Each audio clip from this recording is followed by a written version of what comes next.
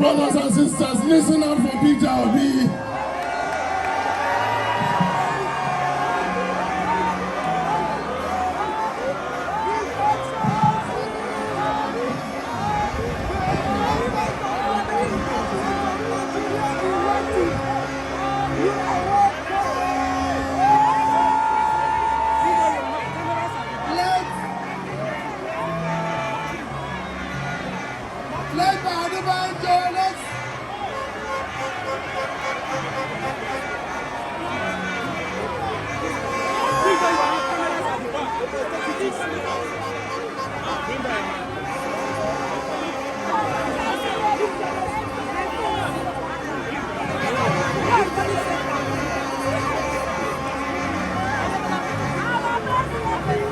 Baba, oh Baba, oh Baba, oh, Olu Baba si, Baba, oh Baba, oh Baba, no other Baba si fuwa.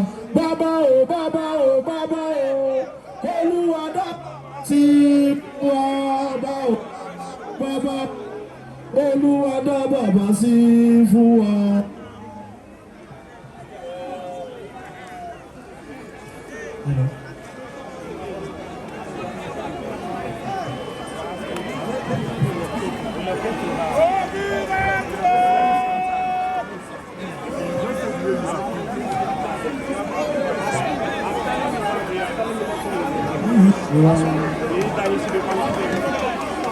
Afenifere, Afenifere, Afenifere. You're watching GboahTv. Kindly subscribe to our YouTube channel for more videos. Click on the subscribe button down below and the bell beside it. This will notify you once we drop a new video.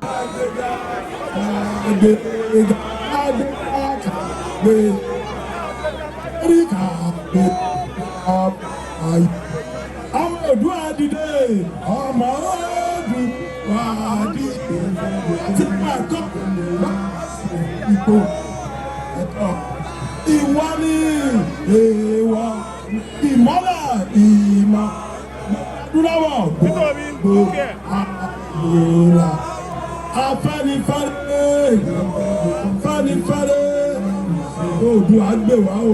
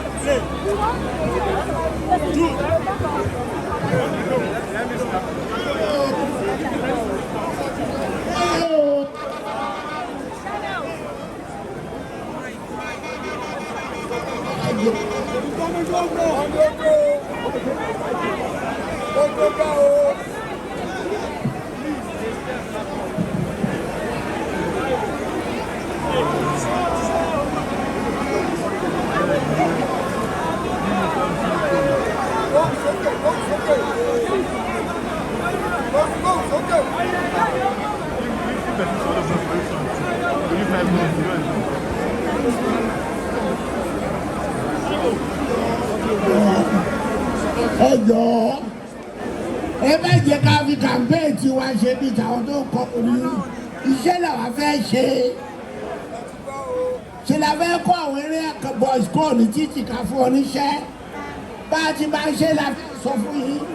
Eré ìròyìn pé ká wá kọrin ká máa fún yín tọ́rọ́ kọ́bọ̀ ẹ jẹ́ fi ẹtí sílẹ̀. Ọ̀rọ̀ òbí ò sọ̀rọ̀ òbí lẹ̀ ń dìbò fún. Ẹ fẹ́ sílẹ̀ kẹ́kọ̀ọ́ mi o.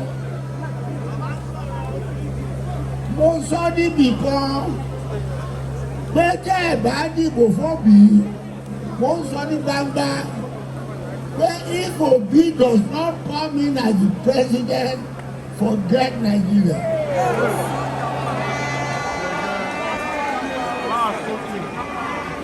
Ẹjọ́ ẹ bá fi ṣe tara ni o ẹ bá fi ṣe tara rẹ dúró. The northern elders now say, I want to impose Obi on them. No, they want to impose a northerner on us. And we say no.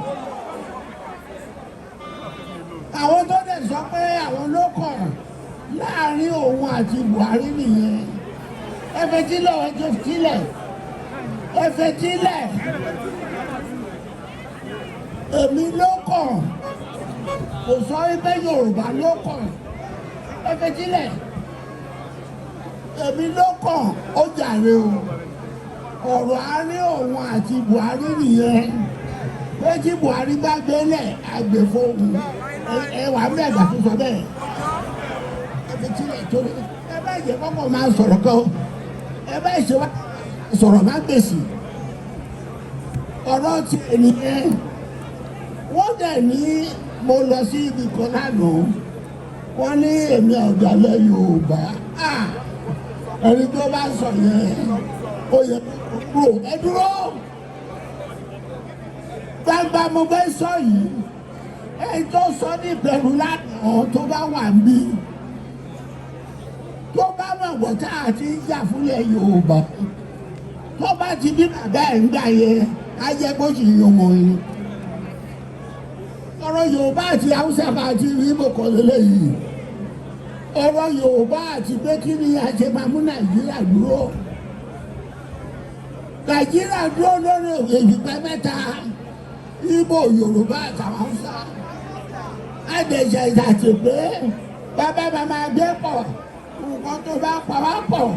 Yàtọ̀ sí ìjọba òmìnira ti ṣe kọ̀ọ̀kan. A máa pinnu. Ẹ má jẹ́ kó dà lóru yìí. Báyìí ẹ̀jí bẹ̀rẹ̀ sí ní pín. Yorùbá ti pín tiẹ̀. Nígbà tí Ọbásanjọ́ wọlé. Pẹ̀lú Ọbásanjọ́ lọ, Yar'Adua wọlé. Pẹ̀lú Yar'Adua lọ, Jonathan wọlé. Ó tún àpàdà sílẹ̀ àríwá, Buhari wọlé. Tó tún àpàdà sílẹ̀ sáwàtà àti jẹ́ ló yẹ ká ti jẹ́. Bàtà kì í ṣe alájẹkù.